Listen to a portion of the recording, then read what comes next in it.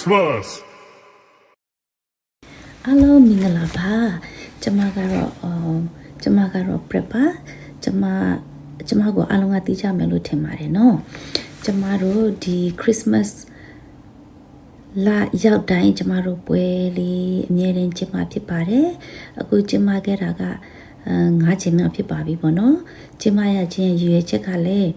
ကျမတို့ကိုဗစ်တနင်္ဂနွေလုံးကိုဗစ်ရောဂါခံစားနေရတဲ့အချိန်မှာပြည်သူတွေကတကဘာလုံးကသူတွေကအပြင်မထွက်ဘဲနဲ့တယောက်နဲ့တယောက်အိမ်ထဲမှာပဲနေရတဲ့အချိန်တွေမှာ Christmas ပွဲလေးကိုကျင်းပရင်ကောင်းပါမယ်ဆိုတဲ့ရွေးချက်နဲ့တယောက်နဲ့တယောက် line ပေါ်မှာချစ်ချစ်ခင်ခင်လေးနဲ့ပွဲလေးကျင်းပမယ်ဆိုတဲ့ရွေးချက်နဲ့ကျင်းပခြင်းဖြစ်တယ်ပြီးတော့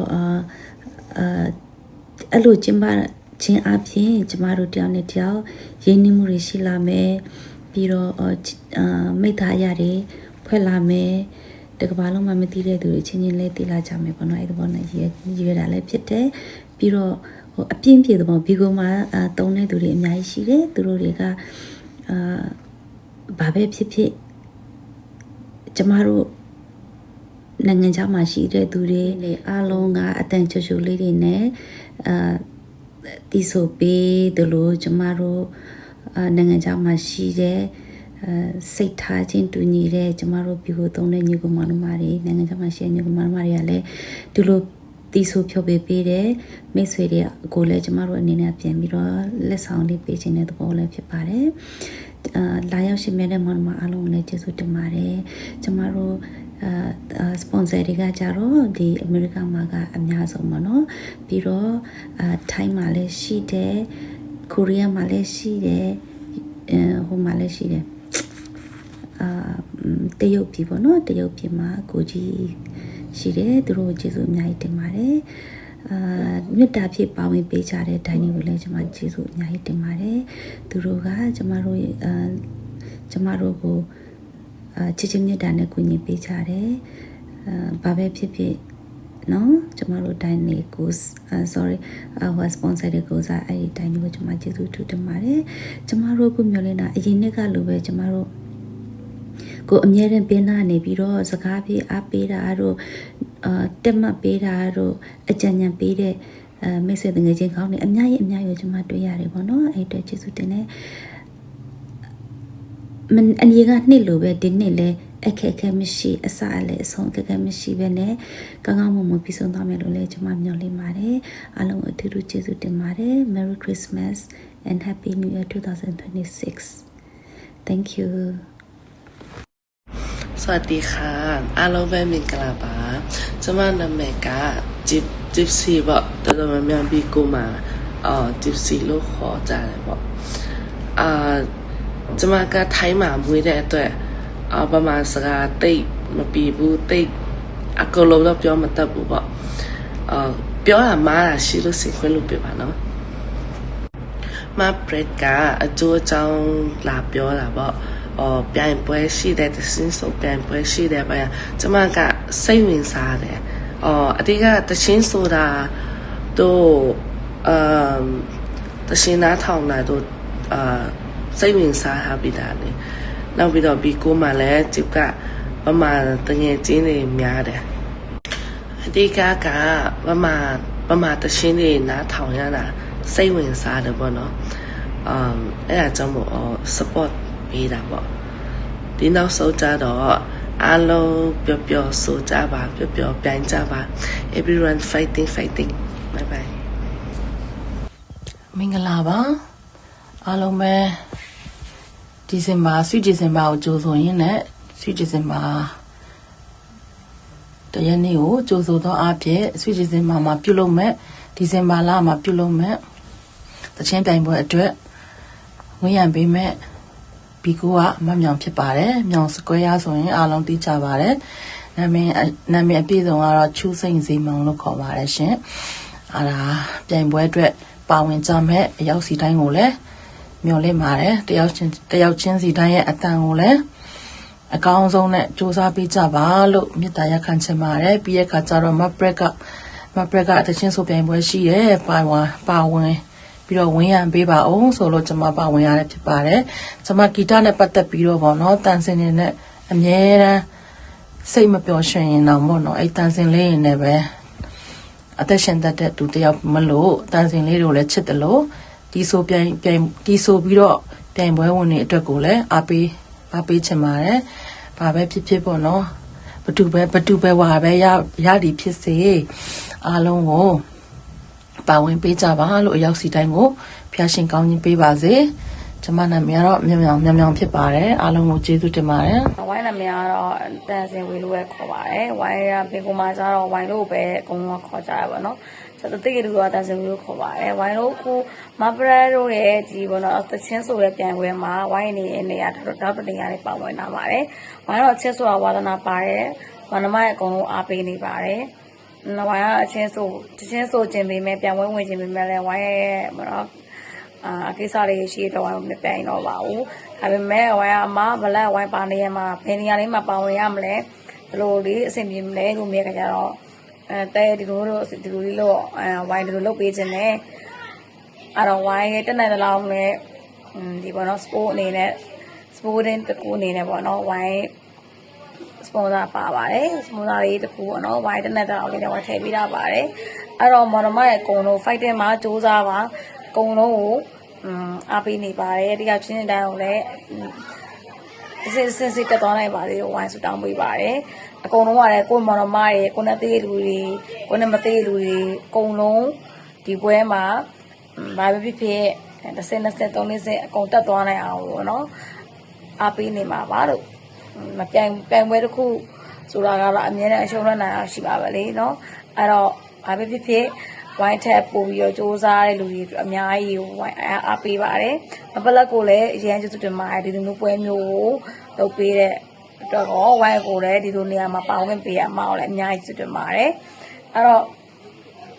ဒီမှာရှိရဲ့ဘီကုံမှာရှိရဲ့အချင်းဆိုပြိုင်ပွဲမှာလာပြိုင်ရဲ့ညီကိုမနမအားလုံးကိုဝိုင်းအားပေးနေပါတယ်ဝိုင်းကိုရပါအောင်ဆိုမှဝိုင်းအချင်းဆိုရတွေဝိုင်းအဝဒနာပါတယ်ဝိုင်းစမိုးစာအနေနဲ့ဝိုင်းတက်နိုင်တဲ့လောက်ပကနေကောက်ပါမနော်ဟိုပါဝင်တာပါတယ်ပေါ့နော်အဲ့လိုပဲပြောโอเคအားလုံးပဲကျေးဇူးတင်ပါတယ်အားလုံးပဲမင်္ဂလာပါကျွန်မကတော့ဂျွန်ဖောဖြစ်ပါတယ်ကျွန်မတို့ဒီ2025နောက်ဆုံးလလေးဖြစ်တဲ့ဒီဇင်ဘာလလေးမှာတင်းငယ်တော့ပျော်ရွှင်စရာတချစ်ဆိုပြန်ပွဲလေးတစ်ခုကျင်းပမှာဖြစ်ပါတယ်ဒီပြန်ပွဲလေးမှာကျွန်မကတော့စပွန်ဆာတွေကနေအနည်းငယ်အားဖြစ်ထားခြင်းဖြစ်ပါတယ်အားဖြစ်ခွင့်ပေးတယ်မဘရက်ကိုလည်းအထူးကျေးဇူးတင်ပါတယ်ဒီပြန်ပွဲလေးတွေအားဖြစ်ထားပြီးတဲ့ဒိုင်လူချင်းမင်းများနဲ့အခြားသောကဏ္ဍမှာပါဝင်အားဖြစ်ပေးထားတဲ့ညီကိုမောင်နှမပြိုင်ပွဲဝင်အရောက်စီတိုင်းကိုလည်းကျေးဇူးတင်ပါတယ်ဒီပြန်ပွဲလေးကို preparation နဲ့တွားကြမယ်လို့လည်းမျှော်လင့်ပါတယ်ပြန်ပွဲဝင်အားလုံး fighting ပါလို့လည်းပြောချင်ပါတယ်ညီကုန်းစွာနဲ့ညီပြန်ပွဲကိုအားပေးချင်ပါတယ်ရောက်စီတိုင်းဖျားရဲ့ကောင်းချီးဖြစ်တဲ့ပျော်ရွှင်ခြင်းညီသက်ခြင်းချမ်းသာခြင်းဝမ်းမြောက်ခြင်းရောက်စီတိုင်းပေါ်သုံးလွှမ်းပါစေလို့မေတ္တာပို့ဆုတောင်းပါတယ်ကျေးဇူးတင်ပါတယ်အားလုံးပဲမင်္ဂလာပါခင်ဗျာကျွန်တော်ကတော့ဘီကိုမှာအများသိကြတဲ့ CCTV ခေါ် OC တယောက်ဖြစ်ပါတယ်ကျွန်တော်ကဒီပွဲလေးမှာစပေါ်တာတယောက်အနေနဲ့ပါဝင်ကူညီပံ့ပိုးပေးလို့ဖြစ်ပါတယ်ခင်ဗျာဒီပွဲလေးကိုကျွန်တော်တို့ကနေ့စဉ်နေ့တိုင်းဒီဇင်ဘာလမှာကျွန်တော်ပြုလုပ်လျက်ရှိပါတယ်เนาะပြုလုပ်ရတဲ့ရွေချက်ကတော့ကျွန်တော်တို့ဂီတကိုဝါသနာပါလို့ရှိခင်နှစ်သက်သူတွေအတွက်ပေါ့နော်အဓိကကတော့ကျွန်တော်တို့ဒီဂီတကိုဝါသနာပါသူတိဆိုသူဝါသနာပါသူတွေနဲ့တကွာဒီဂီတကိုနားဆင်ခံစားနိုင်တဲ့ဝါသနာရှင်တွေအတွက်ဒီကရွေပြီးတော့ဖန်တီးပေးခြင်းဖြစ်ပါတယ်ခင်ဗျဒီပွဲလေးမှာပါဝင်ကူညီပံ့ပိုးပေးတဲ့စပိုတာတွေနဲ့ကွာဒီပွဲလေးရဲ့တန်လူကြီးများဖြစ်ကြတဲ့တန်လူကြီးများနဲ့တကွာဒီပွဲလေးမှာပါဝင်ရှင်များနဲ့ညီကောင်မောင်နှမတွေနဲ့တကွာဒီပွဲလေးကိုလာရောက်ကြည့်ရှုခံစားပေးတဲ့နားဆင်ခံစားပေးတဲ့ညီကောင်မောင်နှမတွေအားလုံးစိတ်ချမ်းသာကိုယ်ကျမ်းမာနဲ့ပြည့်စုံပါစေလို့ကျွန်တော်ဥစ္စာပထမအဆုမကောင်းတောင်းပေးပါတယ်ခင်ဗျာကျွန်တော်ဒီပွဲလေးကိုကျမပြုလို့ရတဲ့ရွေချက်ကတော့ ဒီအဆိုးဝါဒနာရှင်တွေပေါ့နော်မိတော်မြောက်ပေးပြီးတော့သူတို့လေးဖြစ်မြောက်အောင်မြင်အောင်ကျွန်တော်တို့ကဒီပွဲလေးစီစဉ်တင်ဆက်ကျင်းပရခြင်းဖြစ်ပါတယ်ခင်ဗျပေးချင်တဲ့ message ကတော့ဘောနော်ကျွန်တော်ဦးသိန်းတယ်လို့လေတန်းနဲ့ပြောရမယ်ဆိုတော့ကျွန်တော်ကြောက်ရိုင်းလေးတွေကြောက်ကောင်းတလုံးဖြစ်အောင်တွေးပြီးတဲ့ပွဲလေးပေါ့နော်ထိုက်တန်ဆူလေးတွေလည်းရှိပြင်ပေးထားပါတယ်ခင်ဗျာအားလုံးပဲဒီပွဲလေးမှာကျူးဆဆားနေပေါ့နော်ပဝင်ချပြန်ပြီးတော့ဝင်တာရပါစေလို့ကျွန်တော်ဆုတောင်းရင်းနဲ့ကျွန်တော်ဗီဒီယိုဖိုင်လေးကိုဆုပ်တလိုက်အောင်ခင်ဗျာသူကတော့ sponsor ကူညီပါဒီ Christmas ပွဲလေးကိုအကောင်းဆုံးကူညီပံ့ပိုးပေးတဲ့သူဖြစ်ပါတယ်ရှင်သူကတော့ sponsor ကိုဖြစ်ပါတယ်သူကကျမတို့နဲ့အတူနှစ်တိုင်းလိုလက်တွဲပြီးကျမတို့ပြုလုပ်တဲ့ Christmas ပွဲကိုအမြဲတမ်းပါဝင်ပြီးတော့ sponsor အနေနဲ့ကူညီပေးသူဖြစ်ပါတယ်သူကိုမမြင်ဘူးတဲ့သူရှိရင်ဒီပုံပဲကြည့်ပါဒီကာတွန်းပီတာဆန်ကသူနဲ့အနီးဆက်ဆုံးတူတဲ့သူဖြစ်ပါတယ်နှစ်တိုင်းကျမတို့နဲ့အတူလက်တွဲသွားတဲ့ကိုဖြစ်ယေရှုအရင်တင်ပါတယ်ရှင် Hi everyone ခုလိုကျွန်တော်တို့ December Christmas နေ့မှာကျွန်တော်တို့ပြိုင်ပွဲလုပ်ပါတယ်เนาะကျွန်တော်တို့ပြိုင်ပွဲလေးကိုပျော်ရွှင်ပွဲတစ်ခုအနေနဲ့ပေါ့เนาะကျွန်တော်တို့ဒီ family တစ်ခုကနေပြီးတော့ကျွန်တော်တို့ map လုပ်ပေးပါတယ်အားလုံး okay ဆိုပြောတော့ရောပေါ့เนาะကျွန်တော်တို့ပြိုင်ပွဲလေးတစ်ခုလုပ်ပေးပါတယ်ပျော်ရွှင်ပွဲအနေနဲ့ပေါ့เนาะ Christmas မှာအားလုံးပျော်ရွှင်နိုင်ကြပါစေเนาะကျွန်တော်တို့ရဲ့ပြိုင်ပွဲလေးမှာပြိုင်ပွဲဝင်နေစုတွေရပြီးတော့မှအားလုံးစိတ်ကြမ်းမှခြင်းကိုကြမ်းမှခြင်းနဲ့အားလုံးဘဝတွေအားလုံးအလုံးစုံပြည့်စုံနိုင်ကြပါစေအခုပါဝင်အဖြစ်ပေးမဲ့ sponsor ကတော့ကိုကြီးဖြစ်ပါတယ်ကိုကြီးကအားလုံးသိတဲ့ကျမတို့မင်းသားကြီးပေါ့နော်နိုင်ငံခြားသားမင်းသားကြီးဖြစ်ပါတယ်ကိုကြီးကကျမတို့ပွဲလုပ်မယ်လို့ပြောတဲ့အချိန်မှာသူကအတက်တရောပဲကျမတို့ရဲ့ Christmas ပျော်ပွဲရှင်မဲ့ကိုသူလည်းပါဝင်မယ်ဘယ်တော့sponsor ပေးရမလဲဆိုပြီးတော့အတက်တရောပါဝင်ပေးတဲ့အတွက်ကိုကြီးကိုကျေးဇူးအများကြီးတင်ပါတယ်ကိုကြီးကိုစားကျမပြောချင်တာကအားလုံးချစ်ချင်းခင်ခင်လေးနဲ့ဒီ Christmas ပွဲလေးကိုကျွန်တော်တို့နဲ့အတူပျော်ပျော်ရွှင်ရွှင်ဆင်နွှဲကြပါစို့အားလုံးမင်္ဂလာပါခင်ဗျာကျွန်တော်ချစ်စုပါကျွန်တော်တို့ဒီဘီကိုဆော်ဝဲလေးပေါ်ကနေပြီးတော့တခြင်းစုပြိုင်ပွဲလေးတစ်ခုလုပ်ထားပါတယ်အဲ့ဒါတော့ Sam December singing content လို့မြည်ရပါတယ်အဲ့ဒီမှာအဆိုဝါသနာပါကြတဲ့ပြိုင်ပွဲဝင်များနဲ့ဒီအဆိုဂီတကိုမြင်လို့ကြတဲ့စွန်စာများနဲ့ပူးပေါင်းပြီးတော့ကျွန်တော်ပြိုင်ပွဲလေးပြုလုပ်ထားတာဖြစ်ပါတယ်ဒီဇင်ဘာရဲ့အေဂျင့်မှုရဲ့အငွေ့အသက်နဲ့အတူတခြင်းလေးတွေနဲ့စီးမျောခြင်းနဲ့ဆိုရင်ကြော်လိုက်နေကြဖို့လည်းဖိတ်ခေါ်ပါရခင်ဗျာဒီပြိုင်ပွဲမှာတော့ကျွန်တော်ကဒိုင်များနေပြီးတော့ပါဝင်ကူညီအားဖြည့်ထားတာဖြစ်ပါတယ်ဒါကြောင့်မလို့ဂီတကိုမြင်လို့တဲ့ဂီတကိုဘာသာနာပါတဲ့ဂီတသားလေးတွေကိုချစ်တဲ့ညီကောင်တို့များအားလုံးကြော်လိုက်နေကြပါဦးလို့ဖိတ်ခေါ်ပါရခင်ဗျာအားလုံးမင်္ဂလာပါကျွန်တော်ကတော့တေးရေးကျူးကျော်ဖြစ်ပါတယ်ကျွန်တော်တခြင်းအပုတ်ပေါင်း100ကျော်ကိုကျွန်တော်ရေးသားခဲ့တယ်အပုတ်ပေါင်း100ကျော်ရဲ့မှာကျွန်တော်တို့အဆိုရှင်တွေပြီးတော့ကျွန်တော်တို့အဆိုဝါသနာရှင်တော်တော်များများလဲကျွန်တော်စီကနေအားပေးဝေယူထားကြပါတယ်ကျွန်တော်တို့အဲ့ဒီတခြင်းတွေကျွန်တော်ရေးသားခဲ့တဲ့တက်တန်းဆိုရင်ပေါ့နော်ကျွန်တော်ရဲ့အသက်ဟို19ပေါ့18-19တည်းကကျွန်တော်စာရေးခဲ့တယ်အခုဆိုရင်ကျွန်တော်ရဲ့အသက်ဒီ36နှစ်ရှိပါပြီအဲ့ဒီကာလအတွင်းမှာကျွန်တော်ရေးသားခဲ့တဲ့ကျွန်တော်ဘောနော်ခန်းစားချက်တွေအပ်တယ်ကျွန်တော်ခန်းစားချက်တွေအပ်လို့ရေးပေးတာရှိတယ်လို့ကျွန်တော်ရဲ့ခန်းစားချက်ကိုထုတ်ရေးထားတာကိုနှစ်သက်လို့ဝယ်ယူအားပေးသူတွေလည်းရှိတယ်ပေါ့နော်တခြင်းဆိုတာရေးတဲ့အခါမှာခန်းစားချက်ဆိုတာလိုတယ်ပေါ့နော်တစ်ဖက်လူရဲ့ခန်းစားချက်ကိုကိုကမူတွင်းရတာဖြစ်တယ်တချို့မိန်းကလေးတခြင်းတွေဆိုလည်းရှိတယ်မိန်းကလေးတခြင်းတွေကိုကျွန်တော်လာအပ်ရင်လည်းဒီကလေးမလေးရဲ့ခန်းစားချက်မူကိုကျွန်တော်တွင်းရတယ်သူကငိုတဲ့တခြင်းလားရီးတဲ့တခြင်းလား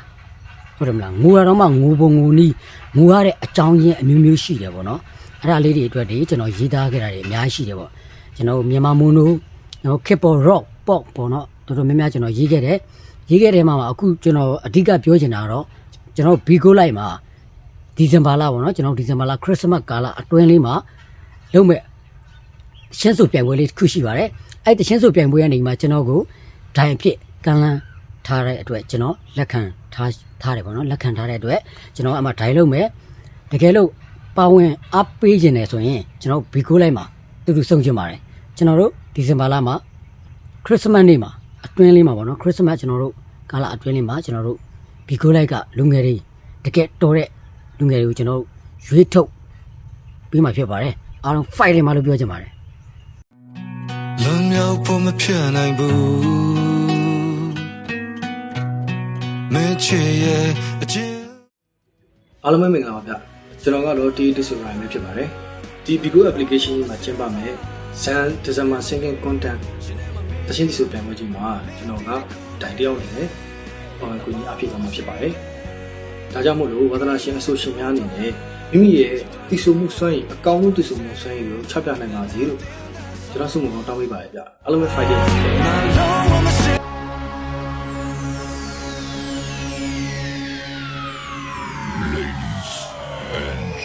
Gentlemen,